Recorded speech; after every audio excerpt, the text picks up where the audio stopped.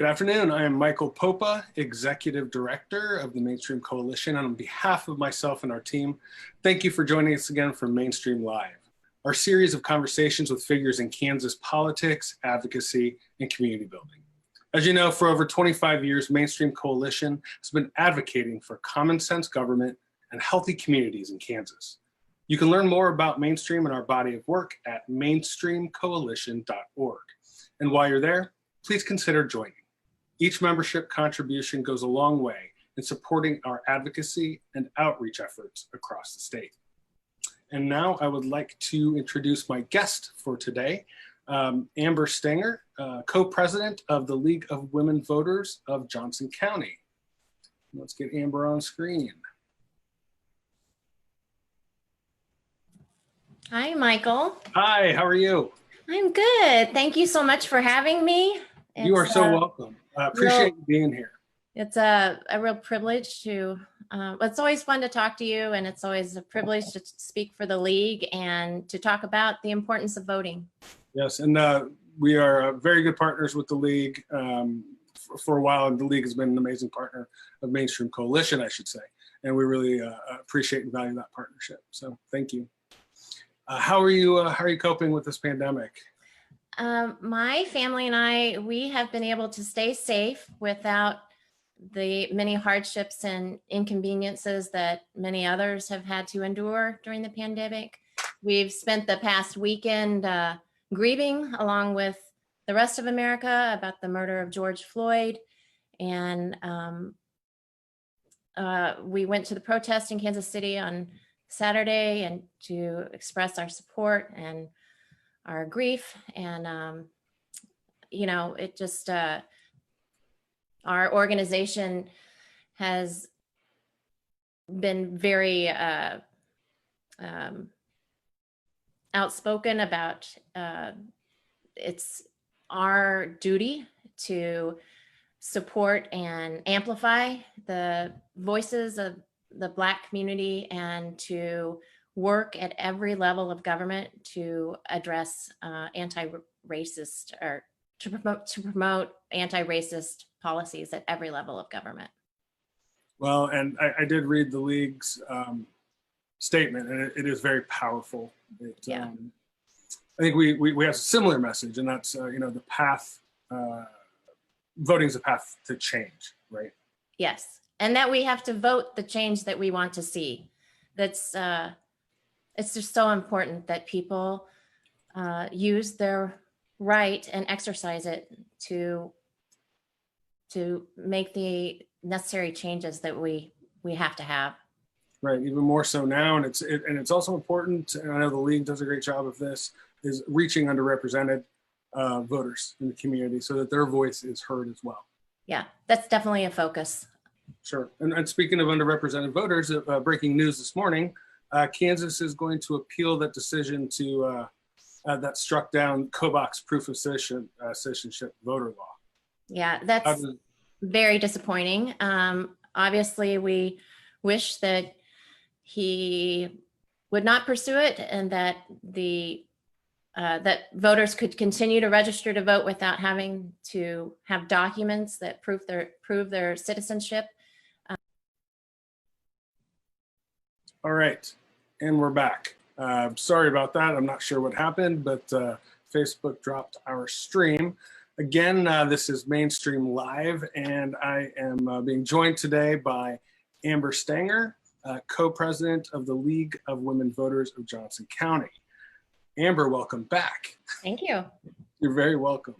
And we were speaking a little bit about DPOC right before we got cut off, that documented proof of citizenship, and how Kansas is going to appeal to the U.S. Supreme Court, the ruling that struck it down. Could you tell us a little bit about that, the League's thoughts on that? Well, the statutes that are in place that we're challenging violate the Voting Rights Act of 1965. They are an unnecessary step or barrier when people register to vote. Most states It's unnecessary because when you register to vote, you sign an affidavit saying that you are a citizen and that you um, attest to everything on the registration form that is true, under the penalty of perjury. And that's sufficient. We don't need people to have to uh, show birth certificates or passports or whatever. That's a hardship that's unnecessary and disenfranchises mainly young voters and older voters and members of our community, lower income communities. It's just a hardship that's not necessary, and it just it it prevents a lot of people from voting. It does, and on purpose. Yes, right. Yeah, on purpose. It prevents a lot of people from voting. So before we got cut off, you were saying that you hope that perhaps tomorrow in the special session, the legislature could address this somehow. Yeah, so that there would be nothing to challenge. Sure. So let's see if that can happen. I really do hope it does, and there's some way that they can bring that up. Right. So tell us, we've been talking about League of Women Voters. For those of our fans out there, for your fans out there, who is the League of Women Voters? The League of Women Voters is a nonpartisan grassroots organization that was created to educate and engage voters and to encourage active participation in our democracy. The organization was started 100 years ago this year, about 6 months before women won the right to vote. And then once the 19th Amendment was passed, your voting population doubled and half had never voted before. So the League saw the need to step in and help newly enfranchised voters navigate the electoral system so that they could exercise their right to vote. And that's kind of what we've been doing ever since. Because all citizens have the right to vote, but not everyone has the opportunity to exercise that right. And that's where our work is focused. Excellent. It's very needed, especially now. Yeah. Especially now. Always needed, especially now. Happy birthday, by the way. Oh, thanks. Happy 100th. Yes, thanks. To the organization. So how did you get involved with League of Women Voters? I joined the League about 5 years ago. I was one of the many Americans who were discouraged and dissatisfied with the way our government was not working. I felt like our elected officials were more responsive to special interests than they were to the voters. And I decided I needed to do something. So I contacted my state rep and my state senator, and I told them I'd like to have a dialogue about campaign finance reform. And I did not get they were not very receptive. And one of the emails I got was from my state rep was like, it just started out by saying like, what group are you with? And what party are you? And I don't even think you live in my district. And it was really frustrating. And so I want my voice to be heard, and I chose the League to be my megaphone. I share the League's mission to get everybody all eligible citizens, all citizens to the polls. I really think that's the only way to dilute the power of special interests. We all have to participate. And I also was attracted to the League because it's nonpartisan and the focus is on the issues. Sure.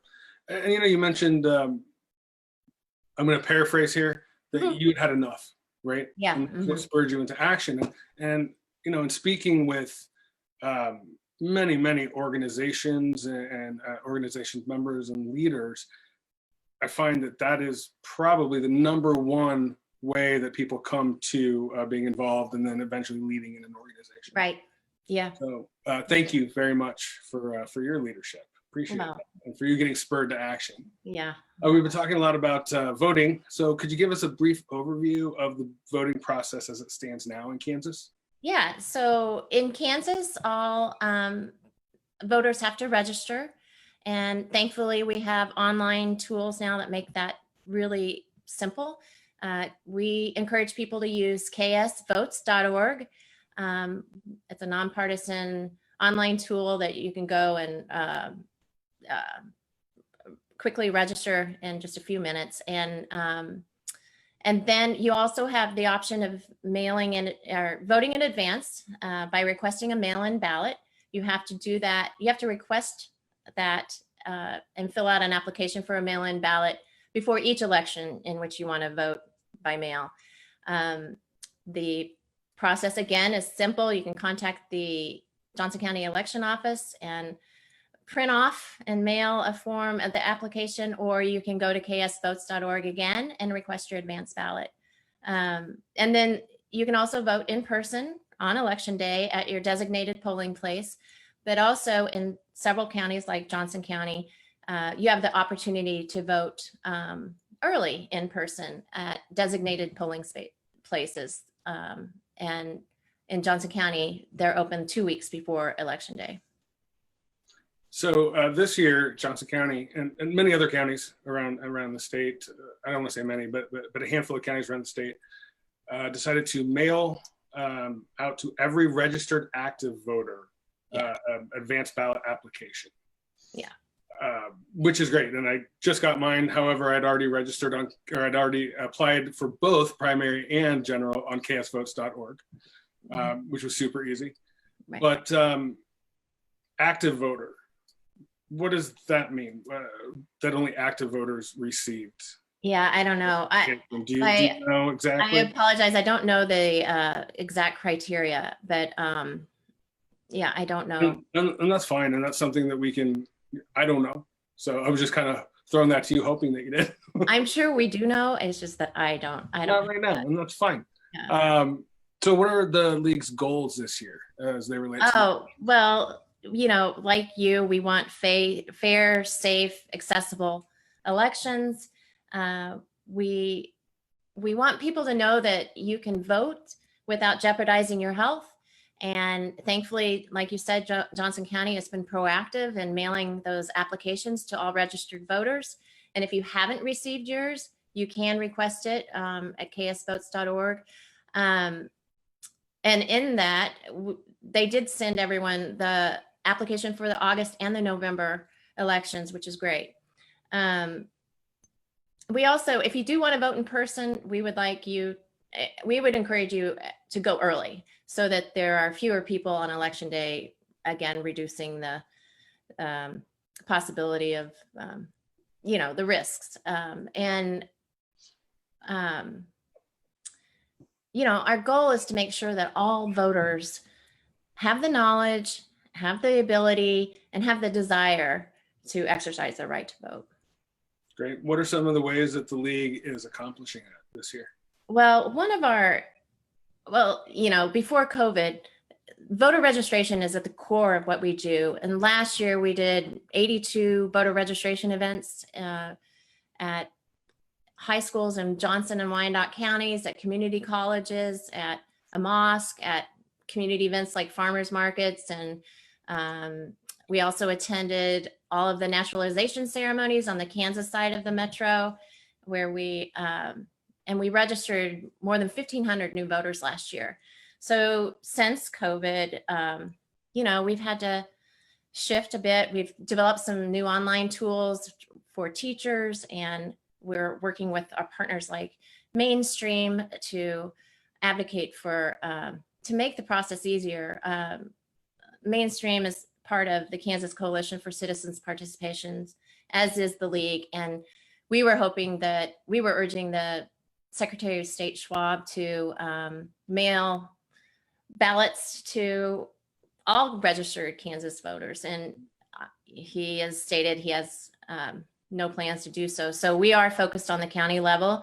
My co-president, Ellen Miller, and I are meeting with Johnson County election officials this week to see how the league can support their efforts in making this election year safe, accessible, fair, how we can help them recruit poll workers, how we can help educate voters, and how we can help ensure that the polling locations themselves are safe and follow the CDC guidelines. We also have Our main Get Out the Vote effort is Souls to the Polls. We're part of a coalition of faith and civic organizations, and Mainstream also is a part of this in Wyandotte County, where we're targeting communities that are traditionally underrepresented at the polls, just to make sure that those voters have the information they need and have the ability to get to the polls or to cast their ballot. Great. I know our voter to voter program, as you mentioned, Mainstream is part of that. Our voter to voter program has been heavily involved in Souls to the Polls. It's a great movement. Yeah, the voter to voter program that Mainstream has created is just a fantastic tool. As you know, studies show that the most effective way to get people to vote is through personal engagement. And that's what voter to voter is designed to do. So the league has a team of members who are committed to participate in that program. And the program involves contacting 10 of your friends and family, acquaintances, or neighbors, and just kind of being their voting coach and helping them know the deadlines and the options for their voting, and then following up. So it's essential that all of us use our circles of influence that we all have to increase voter turnout. We all have a role to play here, and voter to voter, just that program just makes it super easy to do. Thank you so much for that testimonial. I've recorded this, and I'm gonna play this for everyone. No, we want everyone to use voter to voter, right? Yeah. That's our goal. But even if you don't, it's that personal connection, like you said. Right. It's the person that's never voted or that's new to voting. Maybe they're going to be swayed because you took the time to talk to them, and let them know why voting is important, right? It's just about all of us stopping for a second, identifying someone that may be underrepresented, maybe a low propensity voter, and just having a conversation with them, right? Yeah, and especially like now, like you have that instant conversation starter. Did you get your mail-in ballot application? No? Well, here, this is how you do it. Or if you're among other people who aren't in Johnson County, just talking them through that process, just playing up the convenience that voting by mail offers. But yeah, I mean, we can't take a back seat to this. Every person needs to kind of take some ownership in getting their, using their influence to get their friends and family to the polls. Sure, and we elect the people who represent us. Right. And if people are left out of that decision, then policy, the voices are left out, policy gets made without their input, and they're most directly affected most of the time. Yeah. Thank you so much for your passion. I have 3 sons. They're in their 20s, and they're very disheartened with all that's going on now, and with climate change and the lack of action on a number of issues. And I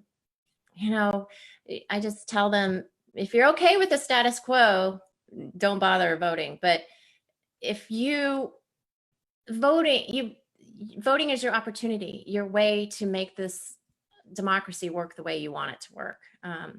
But it's just so very important.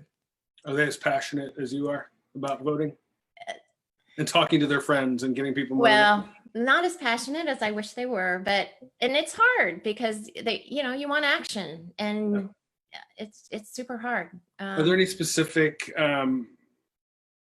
ways that the league is trying to engage the youth vote? Yeah, we had before the pandemic, we had a group of, we were calling them our next gen leaguers, who were working together to start doing more voter registration and outreach at local breweries. And, we kind of had to put that on hold, but we are working very hard to try to reach younger voters. It's a struggle, because Mm-hmm. I think a lot of it is, people don't grow up, at least, civic education isn't part of our educational system anymore. And so I think democracy feels separate. People don't understand that they are the democracy. And I think if we started a little earlier in grade school and emphasized how our electoral system runs and what role we all play in it, I think it would be, we seem to do that well with community service. I kind of feel like we should be doing that with civic service as well and civic participation. Great point. I don't know.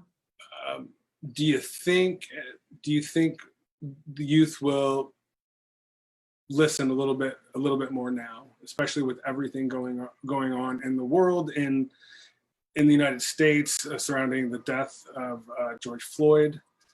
Do you think they'll take a more active interest in voting? I hope so. Yeah.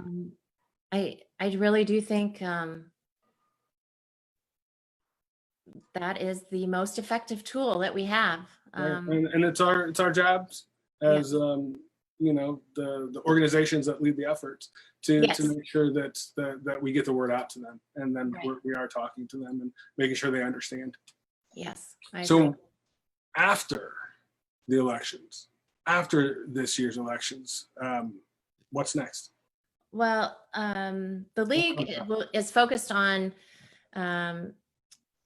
making sure that our legislative districts are representative of the people who live there, and so we have always supported fair maps, but we have a national effort to try to create fair maps in all 50 states. It's called People Powered Fair Maps, and in Kansas, what we're advocating for is an independent, nonpartisan commission that would oversee the redistricting in Kansas using federal census data and using a very transparent process that would include public hearings throughout the state. The goal is that the voters choose their representatives, not the representatives choosing the voters. And it's a very important initiative. Because right now the House and Senate vote. So the House and the entire legislature in Kansas, anyway, is responsible for redrawing the lines. Yeah, and it's not very. There's too much. It's political. Yes, right, exactly. It's political, and so an independent commission that's not made up of legislators, is what the league is advocating for. Right, exactly. How can we help? How can any of us help right now? Well, I mean, first and foremost, vote. Yes, right. For sure. And make sure that you tell your friends and family that there are ways to vote without jeopardizing their health. And then also, join organizations that are working for change, whether it's Mainstream or League of Women Voters. Get involved, and it's up to all of us to make our democracy stronger. Sure. How can people get involved with League of Women Voters? Where should they go? They can go to lwvjoco.org, lwvjoco.org. Excellent. And we can put that up in the chat, just so people can quickly link to your page and join your organization and get involved. That's great. League of Women Voters. Thank you. Yes, of course. So if you could wave a magic wand, Amber, and change one thing about the election process in Kansas, what would it be? One thing. Or two things, or three things. Okay, if you had that wand, I would love it if all people when they turned 18 were automatically registered to vote, so that you'd have to opt out if you didn't want to vote rather than having to opt in to vote. And the other thing is we really need same day election day voter registration, so that you could show up to vote, and if there was a problem or you weren't registered or you needed to update it with a new address, you could do it right there. We don't need all these steps, all these impediments, all these things getting in the way of people being able to exercise their right to vote. Excellent. Yeah, I think it's all, the barriers were put in place for a reason. Yeah. Right. They were put in place for a reason, and they need to be removed. So I'm going to answer my own question, if you don't mind, and I'm going to echo your sentiments. Something that's very important to me is one thing I would change is to have an automatic notice and remedy option for advanced ballot applications and for advanced ballots themselves. So mail-in ballots, if you will. So if your application wasn't accepted or your ballot was rejected due to signature error or some kind of address error, that the county would, the election commission would contact you and give you an opportunity to remedy that. Again, making the onus on them to inform you rather than you having to figure out if your vote counted. Right? Exactly. It shouldn't be that much work. Yeah. To exercise your right to vote. Right.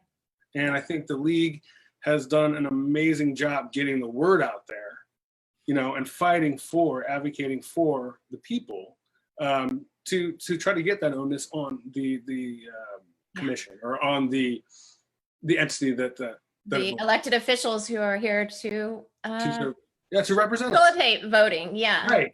Yeah. Right. Yeah. Well, Amber, is there anything else that you'd like to leave us with today? No, I really appreciate the opportunity to talk with you, Michael, and I really appreciate Mainstream's partnership, and it's always such fun to work with you. Definitely, and I will echo that. Thank you so much for being here with us, and we appreciate and value our partnership with the league as well. Have a great rest of the day. Thank you. Thanks, Amber. And everyone else, thank you again for joining us. Remember, visit mainstreamcoalition.org to learn more about how you can make an impact in this year's elections. And please also visit our friends over at League of Women Voters of Johnson County, lwvjoco.org. One way to get involved with Mainstream is to walk with us. This year, we can't gather in a large group as we've done in the past. So we're bringing the walk to wherever you are. Walk the Vote is going virtual. On Saturday, June 13th at 10 a.m., we'll walk together in a virtual space across Kansas. Learn more about our virtual walk and register your team today at walkthevote.org.